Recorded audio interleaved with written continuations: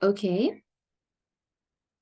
Right. So today we are going to start one seminar on principles of management subject. And in this seminar, I'm going to discuss few questions with relevant to the topics that I have discussed with you all. And also I need to give some clues um, to the exam questions, which is actually held in the last uh, exam. Right. So let's start. Now, I have discussed several topics with you all. And when it comes to the first lesson that I discussed with you all, it was managing human resource. So when it comes to managing human resource, we have discussed what sort of importance are there when it comes to human resource, why it is unique, and then we discussed about several functions very briefly regarding the human resource functions. Right. So when it comes to managing human resource, I have mentioned 4 different questions which can actually build up through this lesson. So the first one is HR is unique than other resources. Do you agree with this statement? Explain. And the second question is differentiate between job description and job specification. Third one is what are the factors affecting recruitment in an organization and describe how these factors affect recruitment. Then the fourth one is explain contemporary issues that you can see in managing human resource. So these are the questions that I'm going to discuss with you under the lesson managing human resource.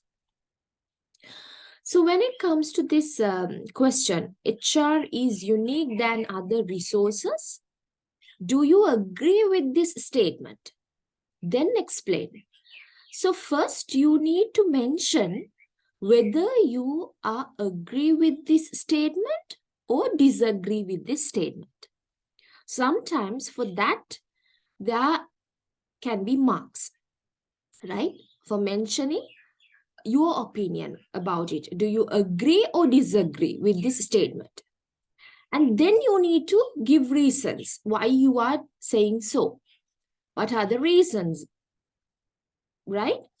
So first you need to explain whether you are agree with this statement or disagree with this statement. Then you can give reasons. So most of the time when it comes to HR, that is unique than other resources. We learned it in the lesson.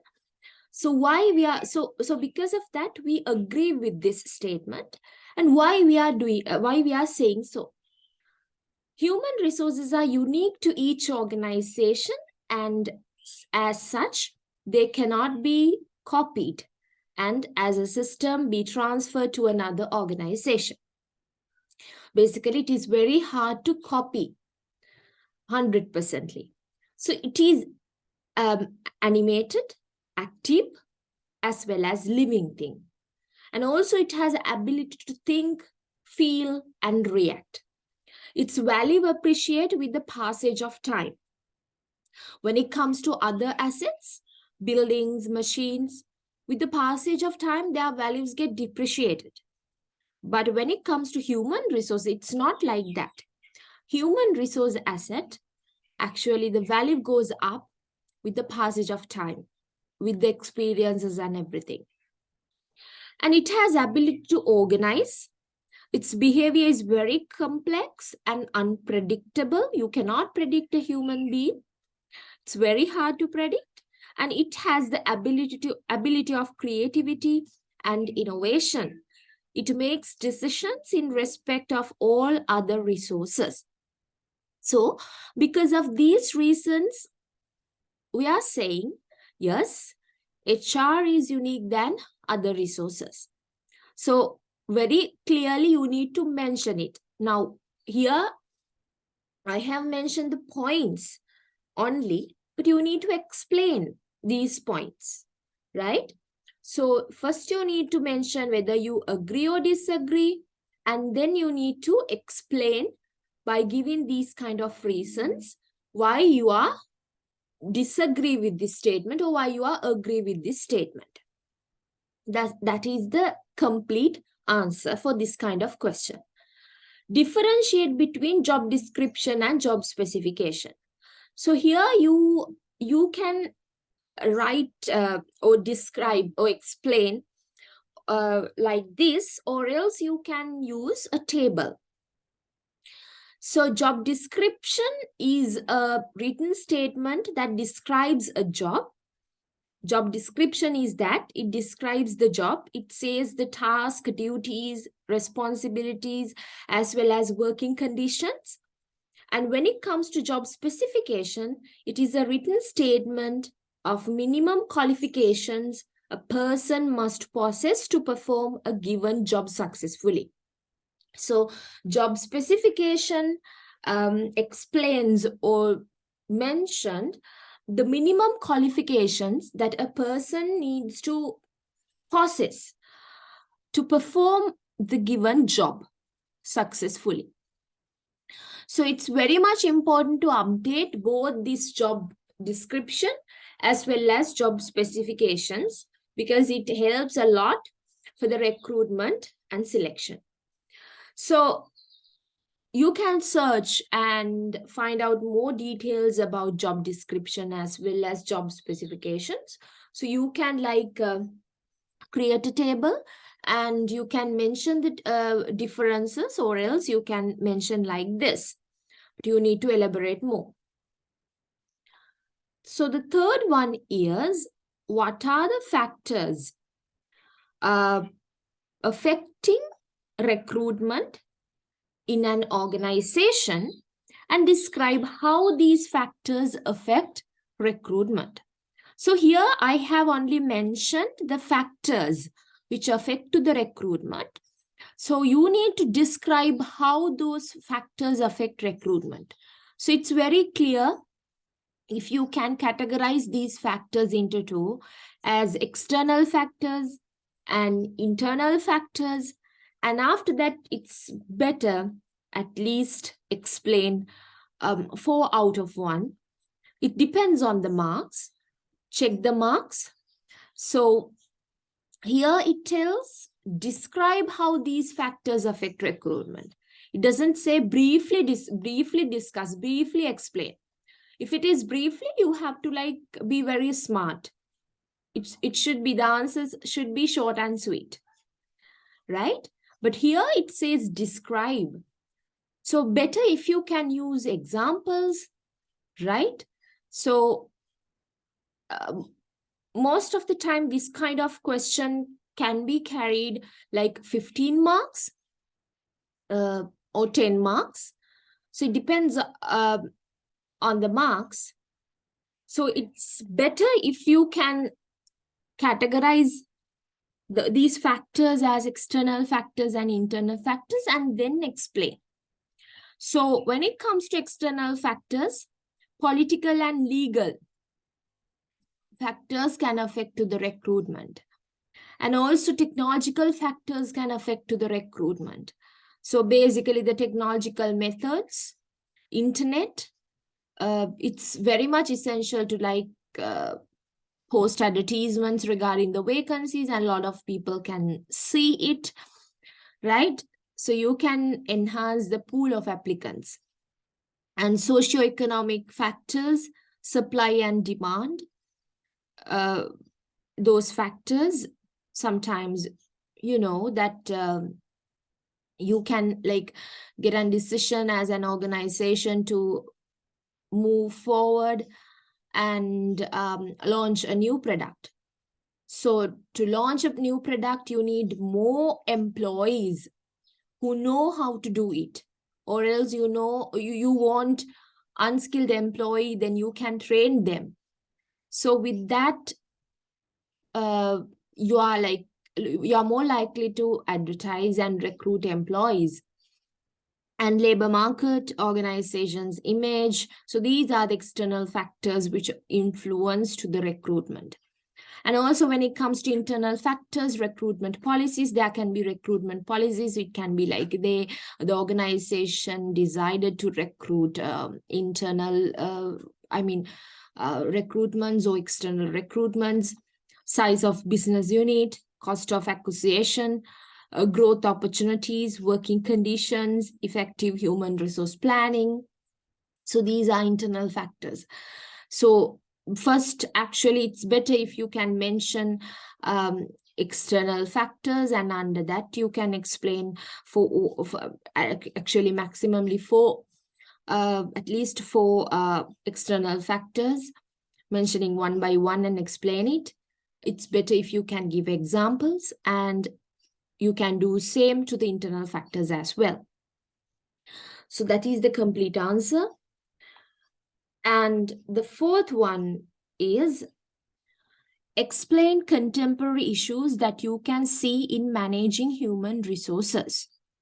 So basically, when it comes to contemporary issues, nowadays we are actually, we can encounter the downsizing processes in organizations. So it's very much hard to manage downsizing because, you have to lay off several employees from the organization. You have to eliminate several jobs in the organization. So it's very much hard to manage. I have discussed several tips that you all can follow when there is a downsizing process in an organization as HR people.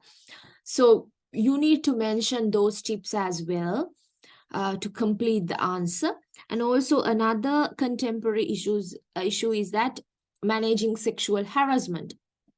So there are so many incidents report regarding these sexual harassments in several organizations. So you need to mention what do you mean by sexual harassment, and like that. So any unwanted action or activity of a sexual nature that explicitly or implicitly affects an individual employment, performance, or work environment is called as sexual harassment.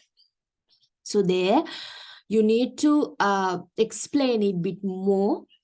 And another thing is work-life balance. That we have kids, and sometimes a heavy workload is there. So with all these things, it's very much hard to manage work and family life. So what sort of steps that we can get, what sort of steps that we can use to manage work-life balance?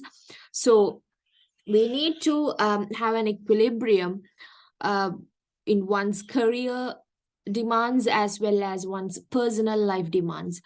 So what sort of things that we can do as an organization? I have discussed those things in the lesson. So better if you can mention all these things in here, because this question is about explain. So you need to explain it clearly, right? Okay, so that is about managing human resource. So now let's move to the next lesson, that is creating and managing groups and teams. So here, as you can see, again, there are 4 questions. Explain the difference between group and a team. Identify the teams that can be found in an organization. Explain the stages of team development process. Briefly explain the characteristics of an effective teams. So when it comes to the first question, actually all these things I have discussed in the lessons. So for more details, you can watch them. Explain the difference between group and a team. So when it comes to group and a team, there is a difference that we can see. But most of the people are think, no, there is no any difference between group and a team. but it's wrong. Because when it comes to group, it has a leader which is chosen by the members. But when it comes to team, there is a shared role when it comes to leadership. And in a group, there is a individual accountability. And when it comes to teams, it's not like that. It's a mutual thing. Accountability is mutual and individual. And when it comes to group, the similarity between the goal and organization, it's similar.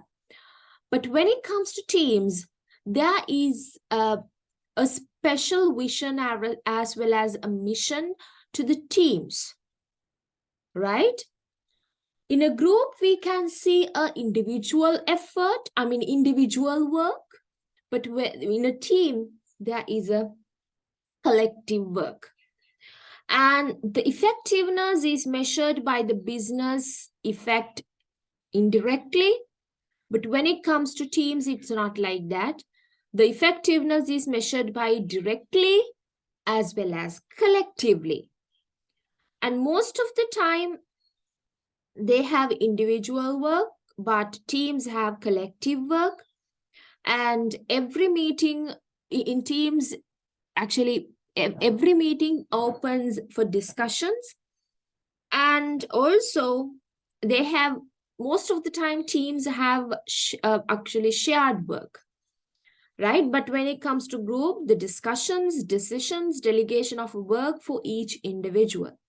So these are the differences between a group and a team.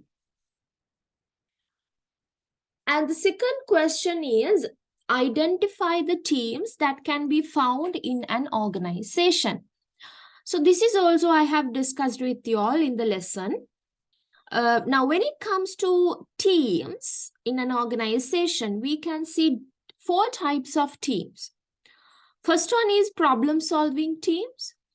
So in a problem-solving teams, a team from the same department or functional area that involved in efforts to improve work activity or to solve specific problems. So these problem-solving activities, basically you can see in the same department or the same functional area. That means if it is HR, then it's from HR function. If it is marketing, it's from marketing function. So in the same department, basically, if it is marketing department, HR department, finance department, likewise. And also, their main target is to improve work activities or else solve a specific problem.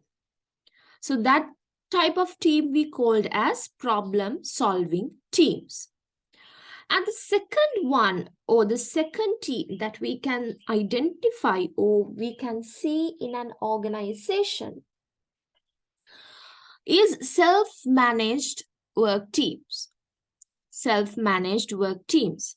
So when it comes to self-managed, a type of work team that operates without a manager and is responsible for a complete work process or segment. That's why we call it as self-managed. So the name also, it implies self-managed one. There is no any managers, right? So the team members actually responsible for complete a work process or a part of it. And the other thing is cross-functional teams. Cross-functional teams. A work team composed of individuals from various functional specialists. Cross-functional. So it means in a one team, you can see team members from different functions. So this work team composed or includes individuals from different function specialists. So that we call that kind of teams as cross-functional teams. So in this team, we can see a member from HR department. We can see a member from marketing department. We can see a member from finance department, right? We can see a member from research and development department. So this team comprised different members, came from different departments. And the other thing is virtual team. In the virtual team, you know, when we say virtual, physically you cannot see. Virtual team is a type of work team that uses technology to link physically dispersed members in order to achieve a common goal. So they use technology to link each other, right? So they are also the main objective to achieve a common goal. So these are the types of teams which we can see in an organization.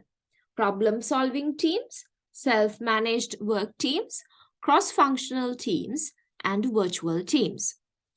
So when it comes to identify, the question, identify.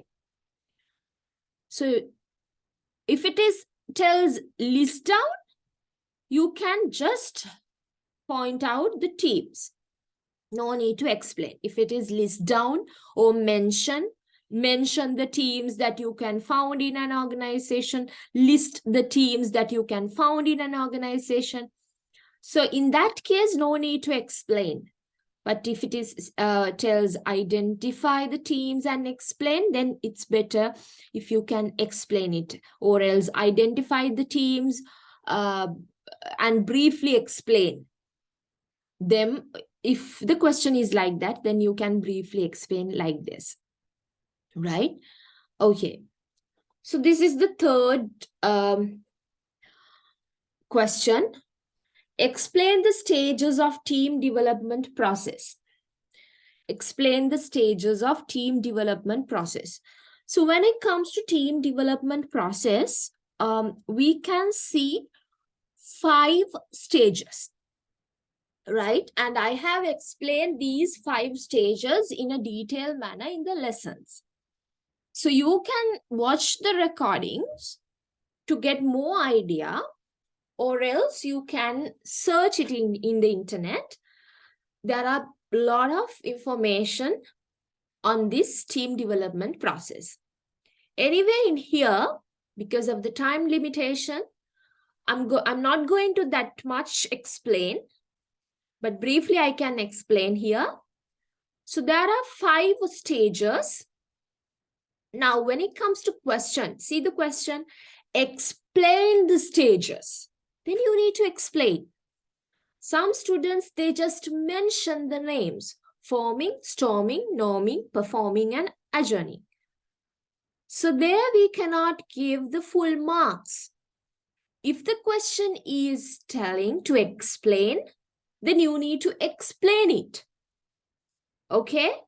So if the question says illustrate the stages of team development process, then you need to explain the team development process with examples.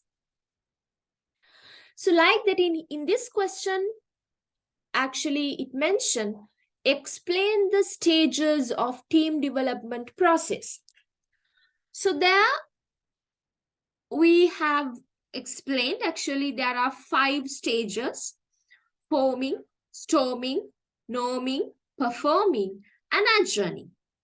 Okay? So when it comes to forming, the forming stage occurs when team members first come together as a team. That is forming. So this is the stage which forms a team, right? So when the team members first come together as a team, we call that stage as forming stage. Then the second one is storming stage. So what happened in the storming stage? You know that we are coming from different backgrounds. So we have different set of cultural values, we have different set of experiences, the way we look for a particular problem is different.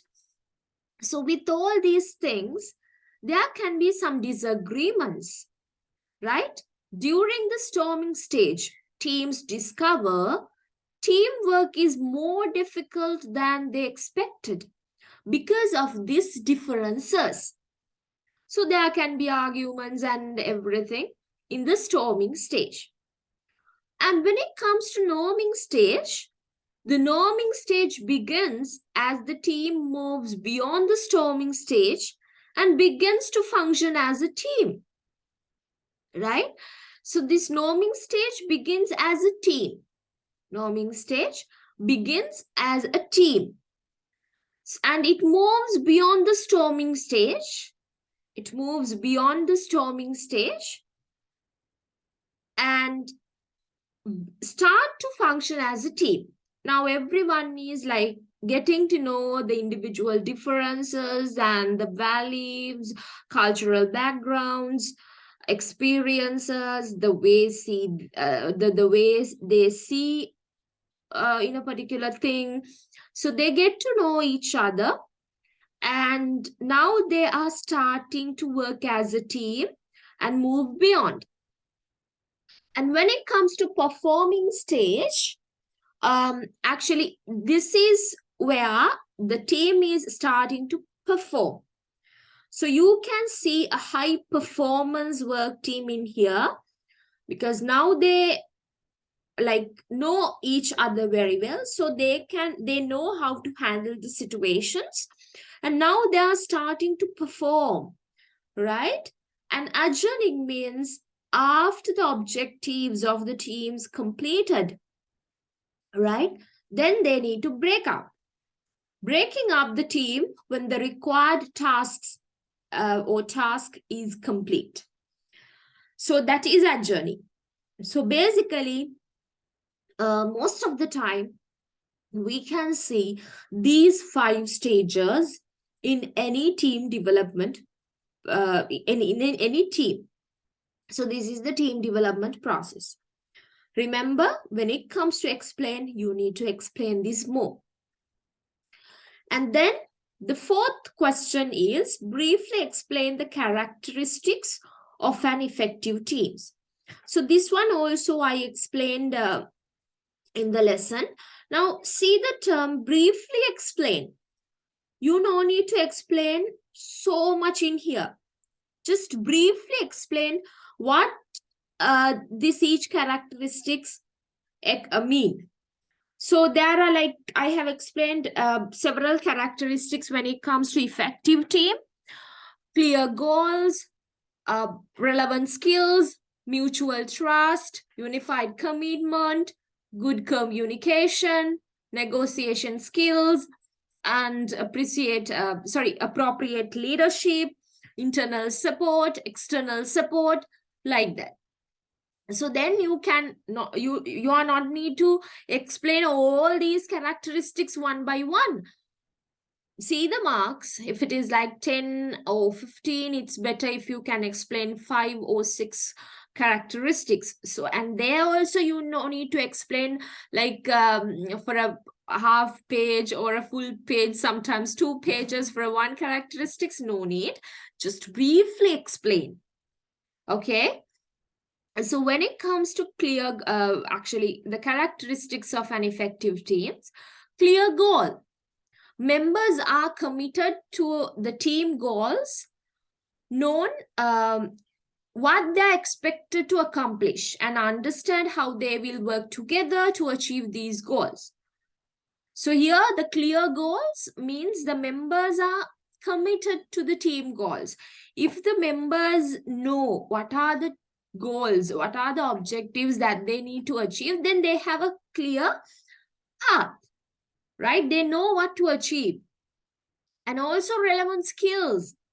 Effective teams are composed of competent individuals who have the necessary technical and interpersonal skills to achieve the desired goal while working well together. And this is very much essential. The team members, if the team members have good, sound, technical skills plus interpersonal skills, then that directly leads to the success of the team. So relevant skills, having relevant skills also very much essential for an effective team. So I have explained more in the lesson. You can watch it. Mutual trust. Trust is very much essential for any type of relationship. So effective teams are characterized by high mutual trust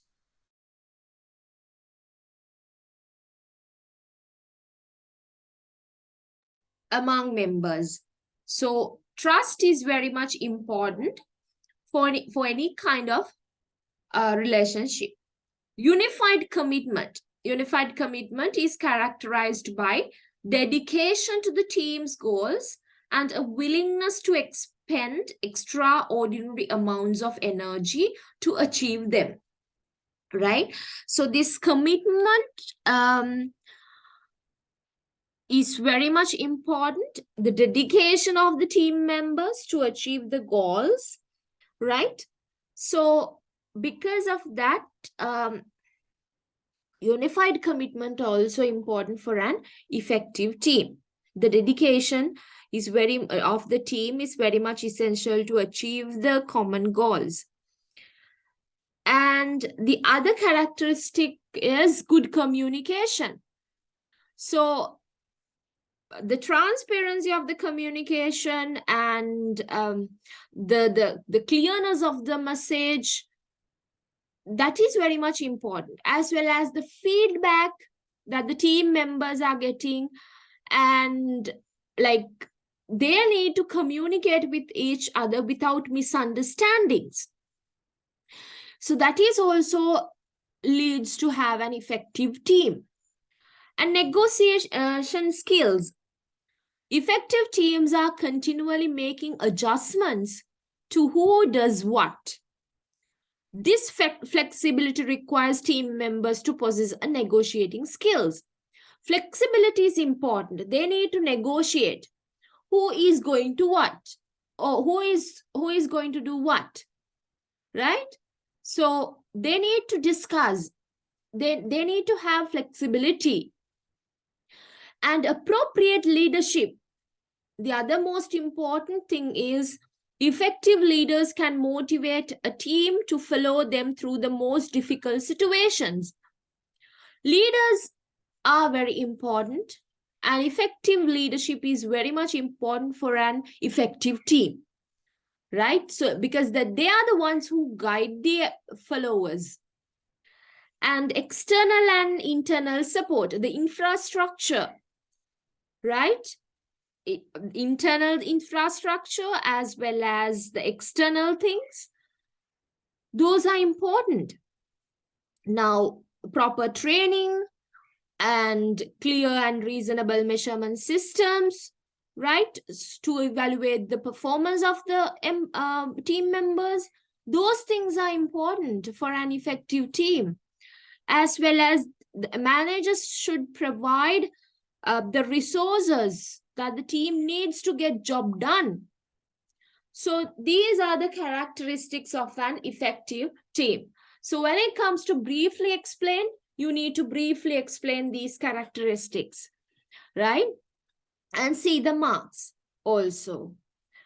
And if it tells list down the characteristics of an effective team, then you just list down it, just point out. Mention the characteristics of effective team, just point out. No need to explain. But if it tells discuss, briefly explain, illustrate, so you need to explain them. And okay, so now with that, we have finished the questions which actually discussed under the next lesson, creating and managing group and teams. And then we move to another lesson, and that is understanding and managing individual behavior, which comes under directing lesson. Okay. So,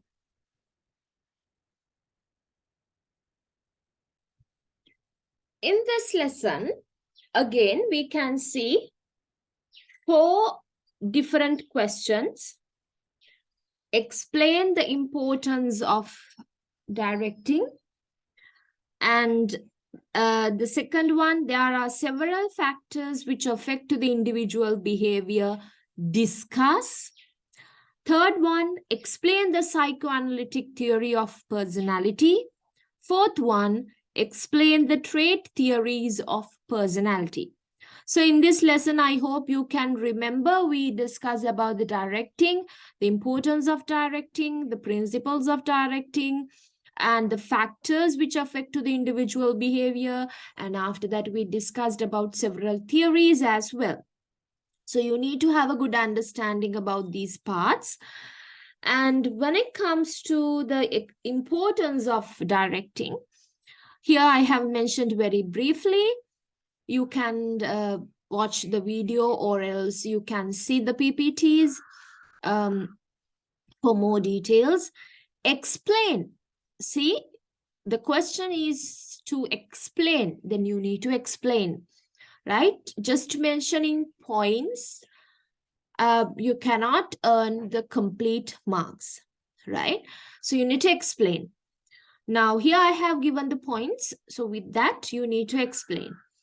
Directing helps to initiate action by people in the organization towards attainment of desired objectives. So this is, the directing is where it start actions by people in the organization, directs the people to achieve the organization's goals and objectives.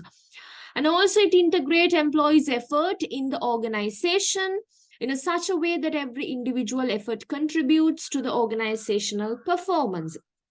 So the directing integrate, right, employee effort in the organization, because it integrates, it join all the employees' effort in the organization. And also the directing guides employees to fully realize their potential and capabilities. Now, when it comes to directing, you direct employees to achieve the goals and objectives. So with that, you try to realize the employees, their maximum capacity, their maximum potential capabilities, right? By providing actually good leadership, or else by motivating them. So, and the other thing is directing facilitates introduction of needed changes in the organization. So when it comes to like changes, most of the time, as human beings, we are reluctant to change. So same thing applicable for the organizational environment. When there is a needed change, the employees still reluctant to change, right? So the directing facilitates to introduce those changes into the organization. And also effective directing helps to bring stability and balance in the organization. Like with good communication, with good leadership, with good motivation, the directing helps to bring stability of the organization. So these are the importance of directing. So you can explain these points. And the other thing is, other question is, there are several factors which affect to the individual behavior. Discuss.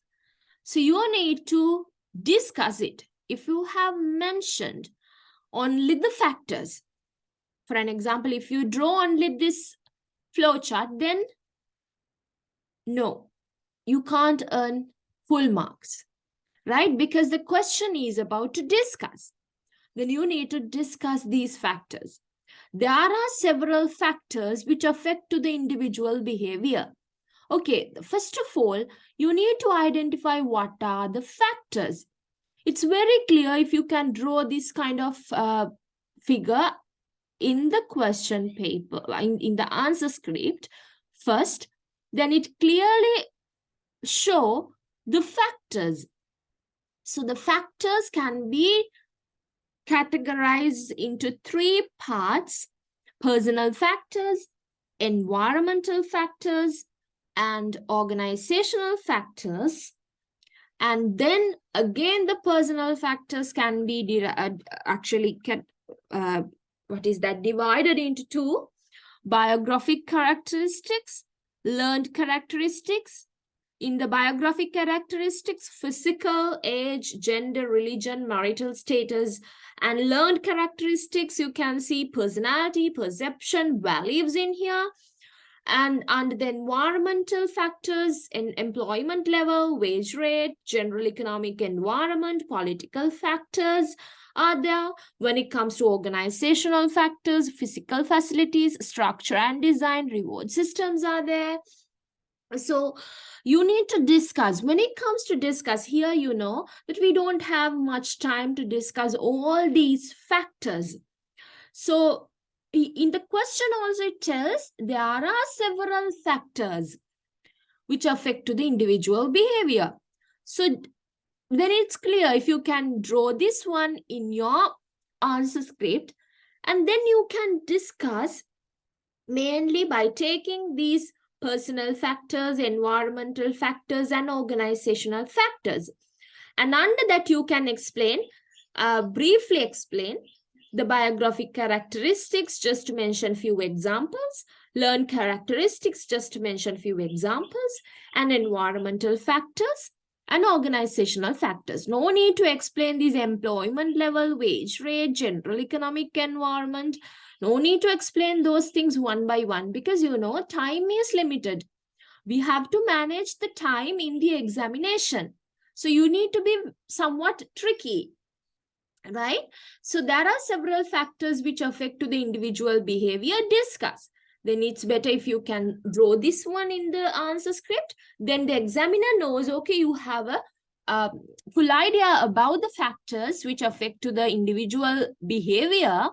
And then you can take main 3 factors: personal, environmental, and organizational. And under that, you can discuss and explain and give some examples, right? Okay. So the next one is explain the psychoanalytic theory of personality.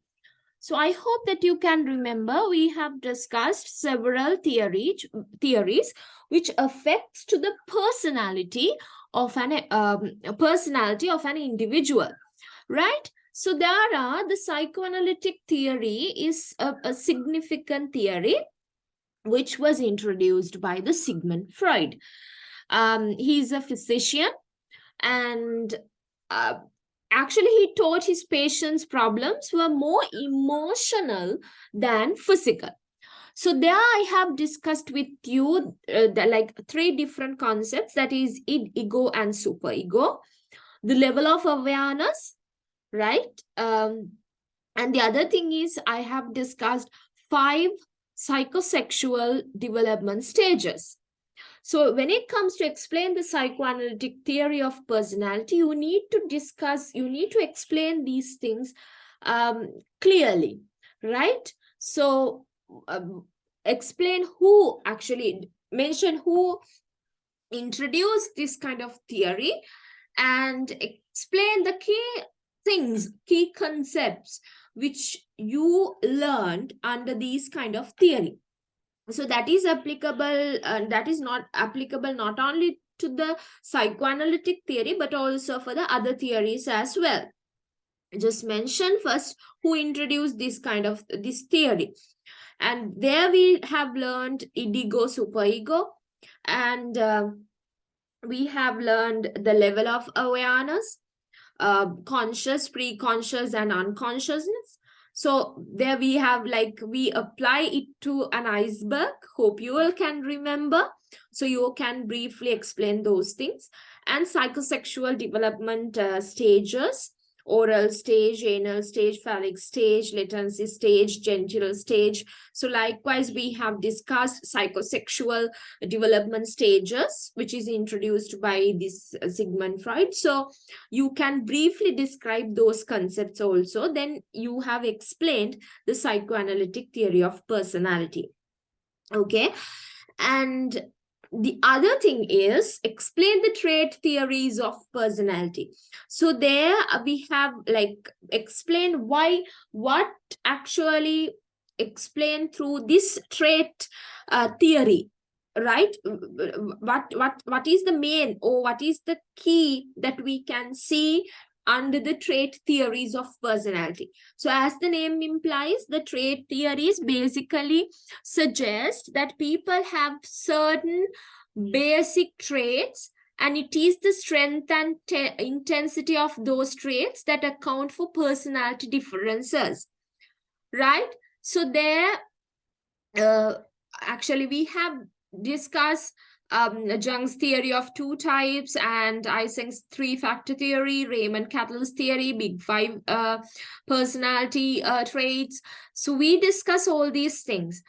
Say the marks as well as the time that you need to allot it to this kind of question, and then you can explain. No need to explain all these theories one by one. Raymond Cattell's theory, actually the whole things that we have learned, no, briefly explain those things, right?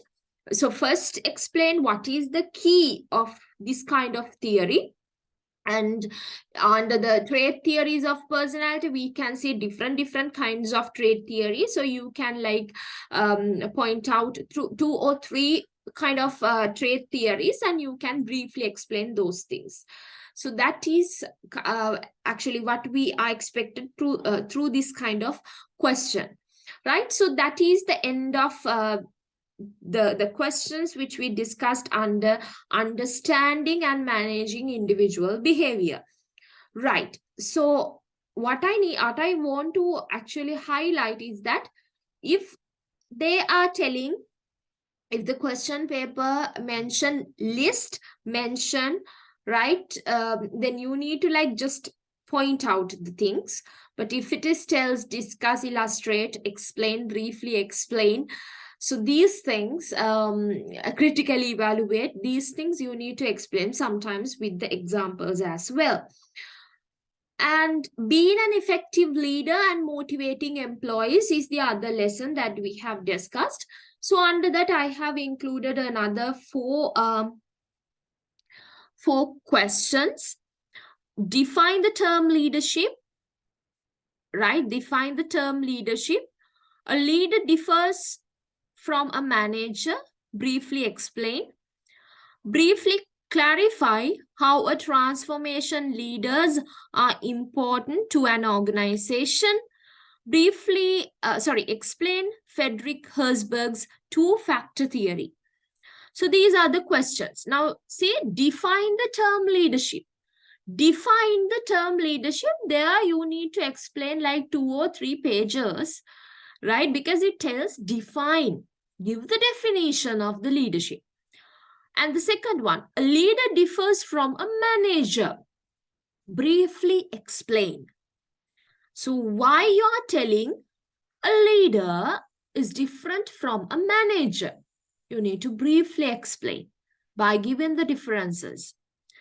Briefly clarify how a transformation leaders are important to an organization. There, we are asking from you to discuss the importance of transformation leaders, why they are important to an organization. So in this kind of question, you can give real world examples as well. Explain Friedrich Herzberg's two-factor theory. So there under the motivation, we have discussed different kind of theories, Abraham Maslow's need theory. So like that, we have discussed Friedrich Herzberg's two-factor theory and several other theories as well. So you need to have good understanding about these theories. Right, so let's see one by one. Define the term leadership. Okay, define the term leadership. So here you can see leadership means the ability to influence people towards the attainment of goals.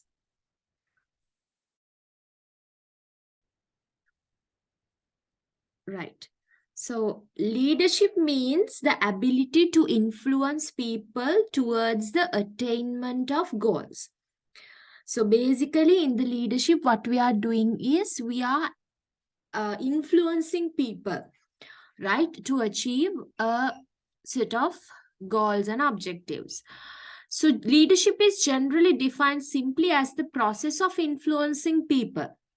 So you need to mention that it is a process of influencing people to direct their effort towards achievement of some goal or goals, right? So you need to mention these things when it comes to define. You need to define the given term, right? So leadership is the process of influencing people, right, to direct their effort towards the achievement of the given goals and objectives, right? So the second question is, a leader differs from a manager. Briefly explain. With the time limitation, I just like differentiate these two. But here the question is briefly explain. So you need to explain the differences between the managers and the leaders. So when it comes to managers, um, concerned with the present, they basically consider about the present, but the leaders, they look to the future. So you need to explain these things and make sure details are taken care of. And but leaders set broad purpose as well as directions. They are the ones who direct the followers.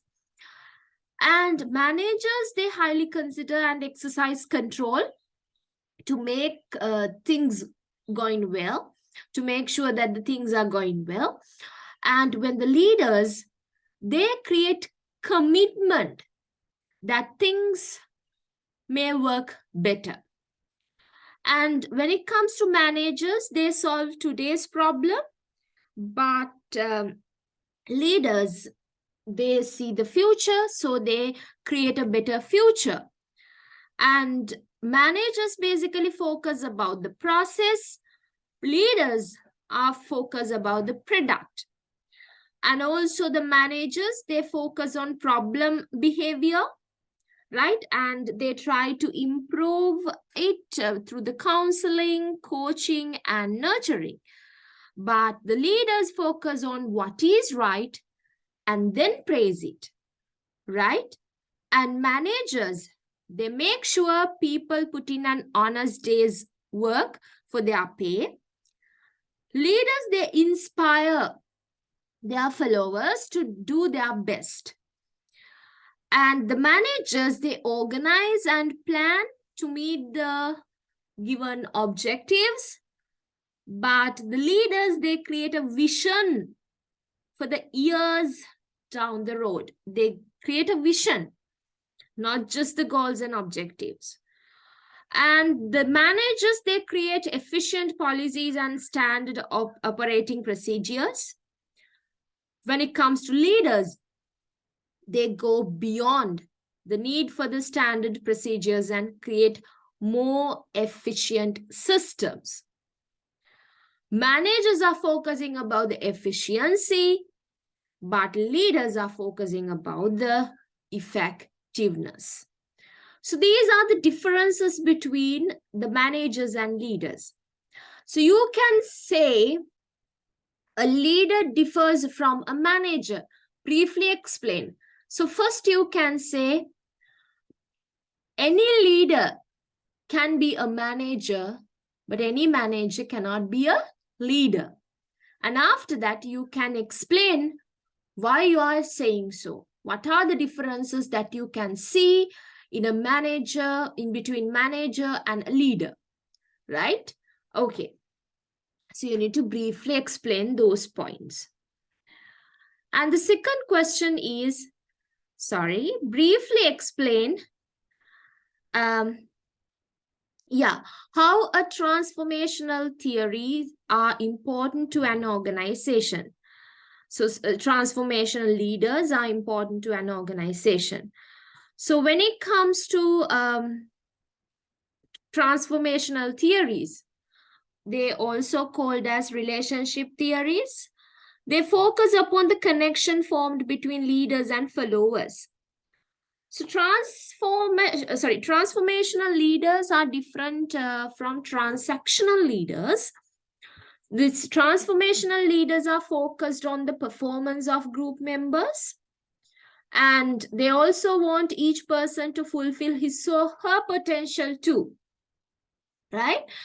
And these leaders actually creates a positive business culture, and they creates a clear vision for the future of the business and lead to lasting and durable success. And after mentioning and briefly explaining these points, you can mention few examples like Steve Jobs, right? Steve Jobs and Barack Obama. So these are transformational leaders who creates a clear vision for their followers for the future, who creates a positive culture, and who actually lead to lasting and durable success. So mention like one or two examples and you can like discuss them as well. So this is how you need to give an answer to this kind of question. And the next one is explain Frederick Herzberg's two-factor theory. So this is one theory that we have discussed under the motivation theories, and there are a few more. So you need to have a clear understanding of all these points, all these theories. So when it comes to Frederick Herzberg's two-factor theory, I told you that in this theory, we discussed about two things, motivators and hygiene factors. So Herzberg's classified the needs into two broad categories as hygiene factors and motivating factors. And here Herzberg is telling that the opposite of the job satisfaction is not job dissatisfaction. The opposite of job satisfaction is not job satisfaction, right? And opposite of job dissatisfaction is no job dissatisfaction. So there is a clear difference in here. So poor hygiene factors may destroy motivation, but improve them under most circumstances will not improve the team motivation, hygiene factors. And hygiene factors only are to sufficiently motivate people, but motivator factors are also required. So to motivate like hygiene factors and to motivator factors are also important, right? So what are the motivators? Achievement, recognition, the work itself, responsibility, advancement, and growth. And hygiene factors, company policies, supervision, relationships, work conditions, remuneration, salary, security. These are also important for a job satisfaction. So you can explain by mentioning the main two categories, hygiene factors and motivating factors, and you can explain what it tells, and you can give examples for the motivators as well as hygiene factors, because the question is to explain Frederick Herzberg's two-factor theory. Then we move to the next lesson, that is managing communication. So there also I have discussed several concepts, theories, and points with you. So in this lesson also I mentioned 4 questions. What is meant by communication?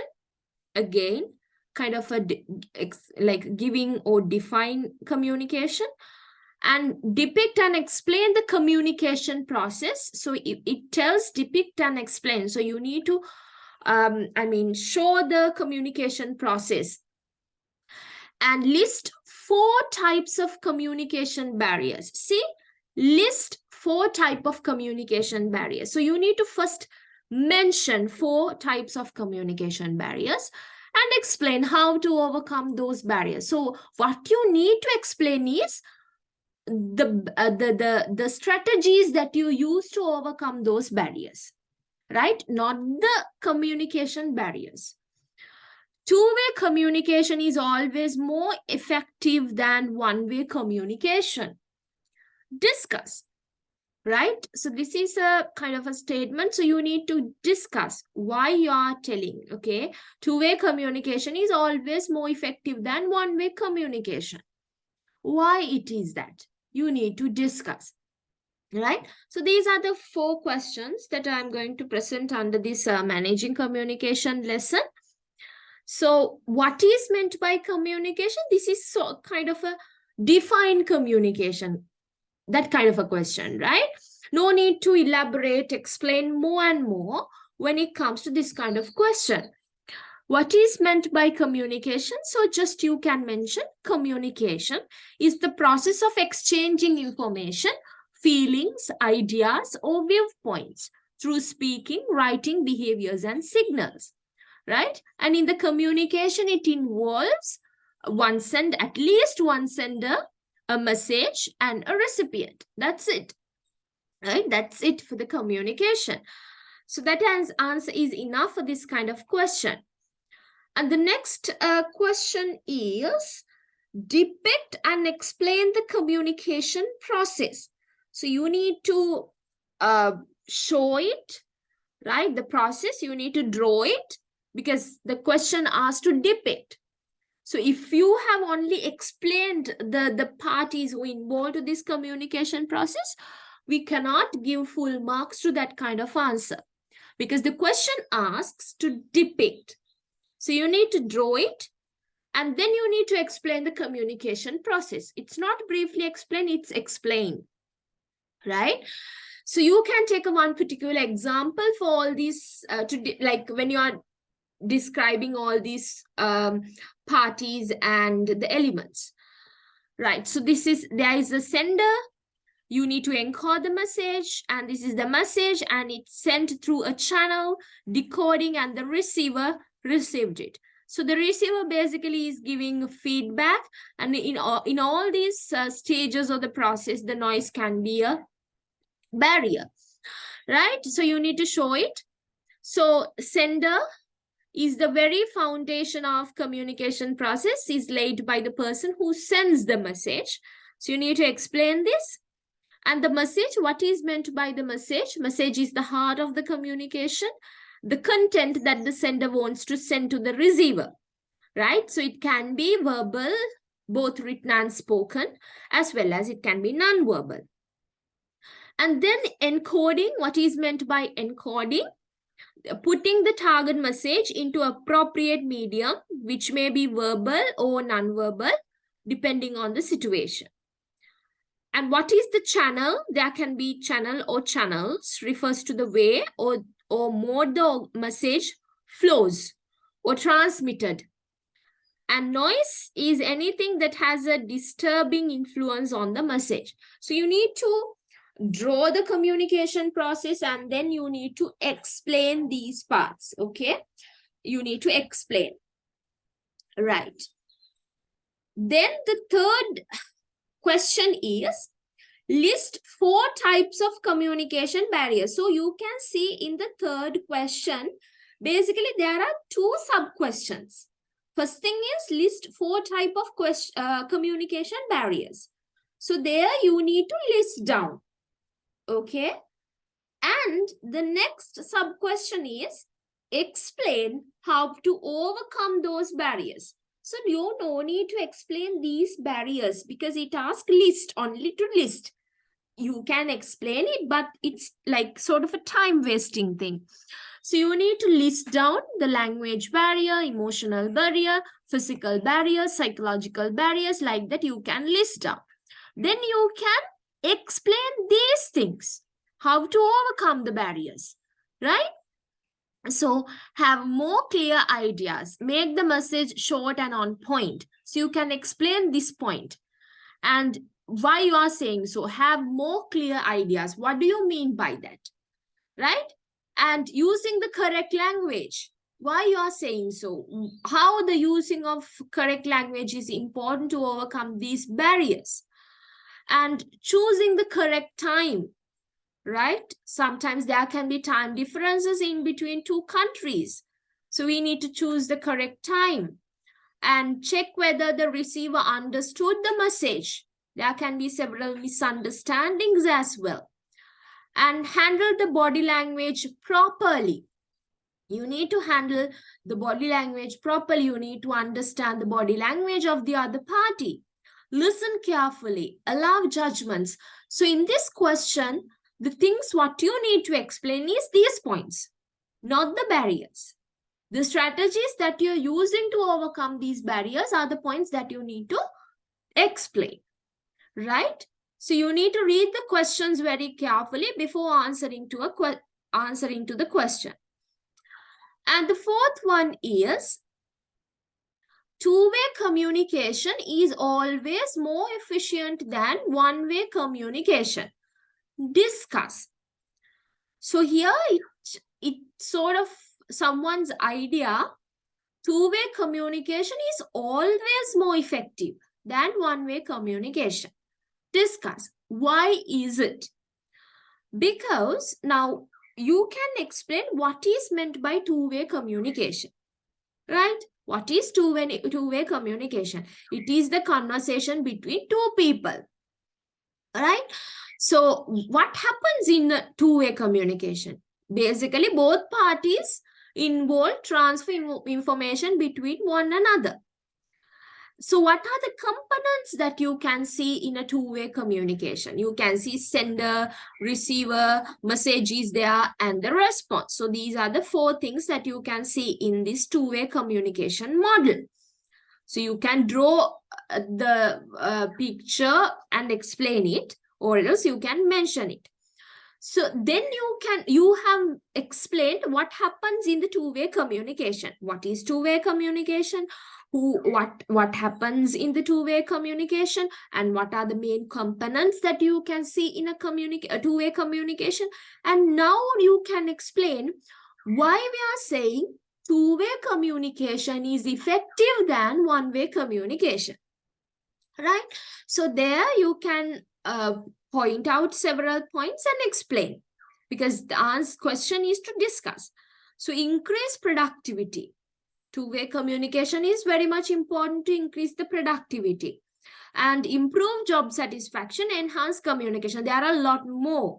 You can find it, and because when we are doing like two-way communication, you're passing the message and you are getting the feedback. So there you can identify whether the receiver is getting the correct message or there are misunderstandings. If there are misunderstandings, you can clear it out, right? So because of that, the two-way communication is very much important. So like that, you can write a complete answer to obtain more marks. Okay, so that is the end of the 4 questions that I wanted to discuss with you under managing communication. Right, so the next one is that I wanted to discuss the questions which comes which came in the last exams question paper, question number 7 and yes, question number 7 and I think question number 8. So here the Bachelor of Business Management General Degree First Examination External 2015. So the question number 7 as well as question number 8. Okay, let's see. First question is, list 3 characteristics of a leader and a manager separately. So there you can see only 3 marks are allotted to this kind of question, and it is to list 3 characteristics only for each leader and a manager separately.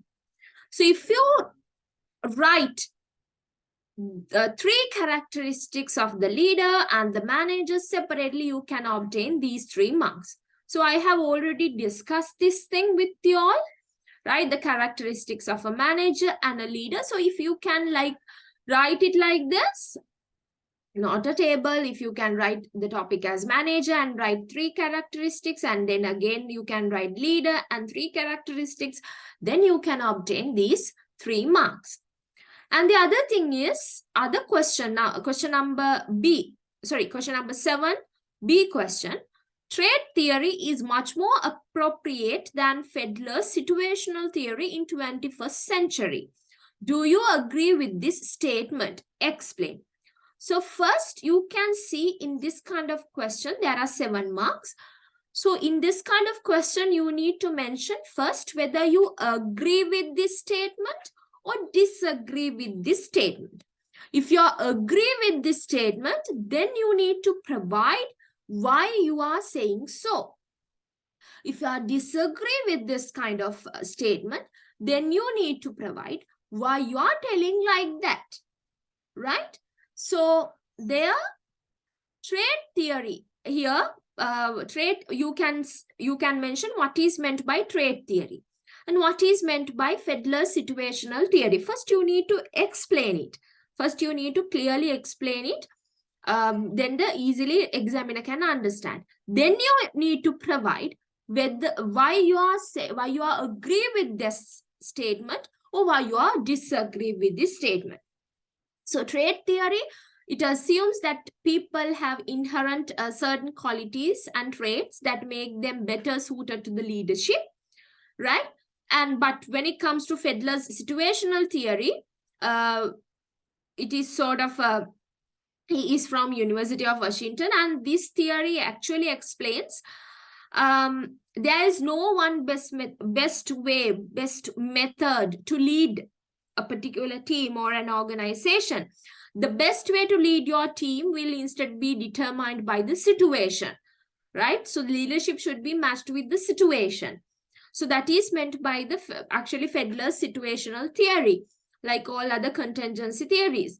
So first you need to explain these 2 things clearly, and then you need to explain why you have agreed to this statement and why you have disagreed to this statement, the reasons, right? So then you can earn the 7 marks which is given for this question. Differentiate charismatic leadership style with transformational leadership style using national or international leaders examples. So this is for the 8 marks. So there you can see you need to differentiate charismatic leadership style as well as transformational leadership style. And again, it says that you need to use national or international leaders examples, right? So you need to do like that. Here I only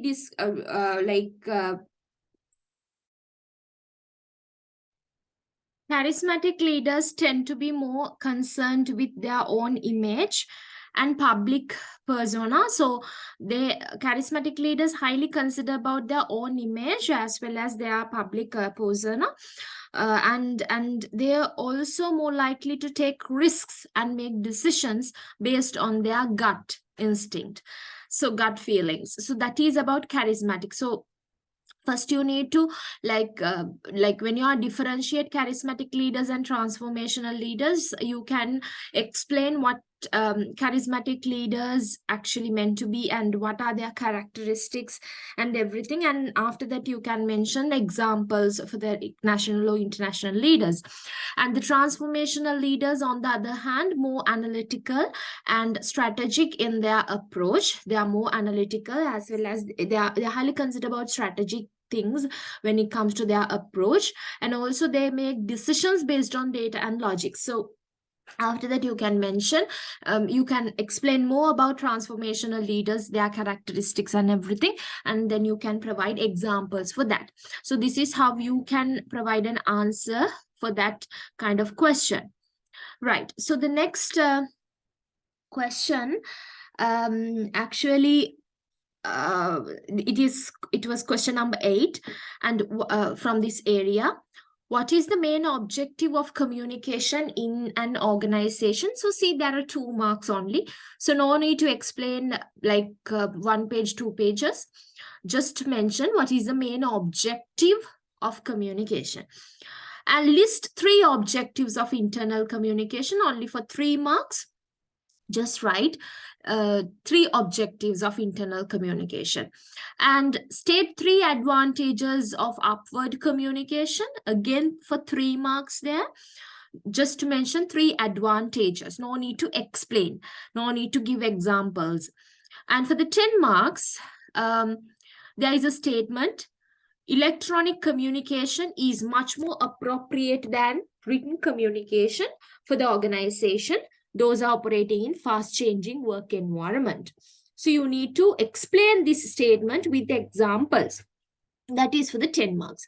So if you want to obtain all these 10 marks, then you need to mention what is electronic communication, what is written communication, and why you are telling that electronic communication is far more better than written communication. And also you need to provide examples. If you do like that, you can earn full marks. If not, like if you mention all these things without examples, then you cannot obtain all these 10 marks, right? So here I just mentioned, I just wanted to like show the way that you need to provide answers. What is main objective of communication? The main objective of business communication is to exchange information with internal and external parties. That is it. So you can obtain 2 marks. And list 3 objectives of internal communication. So here you do not want to explain what is internal communication. You just wanted to list 3 objectives of internal communication. But for your understanding, I would like to mention internal communication is like sharing information about the company among the employees, so employees can perform their job well.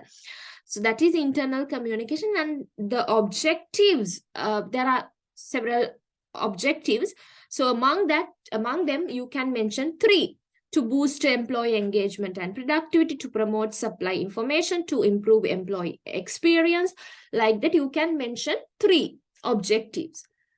And state 3 advantages of upward communication.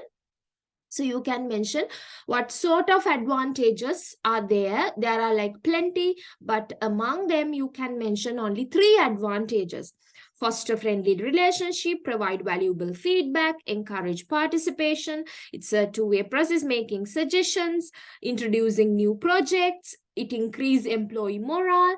Like that, you can mention only 3 advantages of upward communication. And then you have to the next question is, electronic communication is much more appropriate than written communication for the organizations. Those are operating in a fast-changing working environment.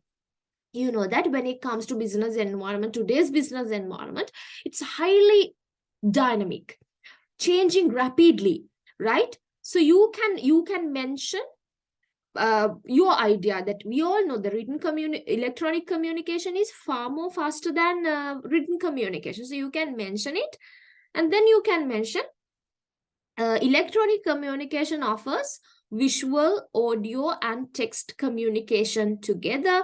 And that means what is electronic communication is about, right? And then you can mention what is written communication and why you are telling that electronic communication is far more faster. Then you can mention the electronic communication. Actually, what are the benefits of electronic communication? Like, you know, that it provides like visual, it can offer visual, audio, and text communication together. And also the feedback exchange process is like very speedy rather than written communication. And electronic communication is cheaper than the written communication processes. So you can mention all these things, and you can provide examples such as email and the other methods that you are using to communicate electronically, right? So that is how you need to provide answer. Okay, that's it. That is the end of one seminar. Thank you.